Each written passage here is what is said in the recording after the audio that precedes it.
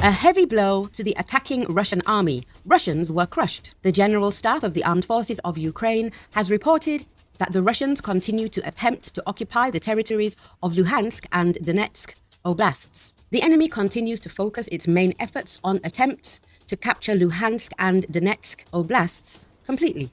Over the past day, Ukrainian air defense forces repelled 21 enemy attacks. In total, over the past day, the Russians launched 3 missile strikes, 2 of which were delivered from S-300 anti-aircraft missile systems against Kramatorsk, and 13 airstrikes. They also fired about 30 times using the multiple launched rocket systems at the positions of our troops and settlements.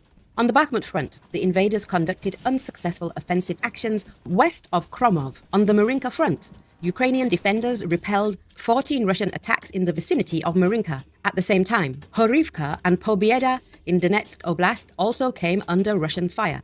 Over the past day, the Ukrainian Air Force carried out 4 strikes on clusters of Russian military personnel and equipment, as well as 3 strikes on Russian anti-aircraft missile systems. Ukrainian defenders destroyed 3 Russian UAVs of various types. Ukraine's rocket forces and artillery struck 2 command posts, 2 clusters of Russian military personnel and equipment, 2 ammunition storage points, and another important Russian military facility. Russia's loss of manpower in Ukraine is about 206.6 thousand people.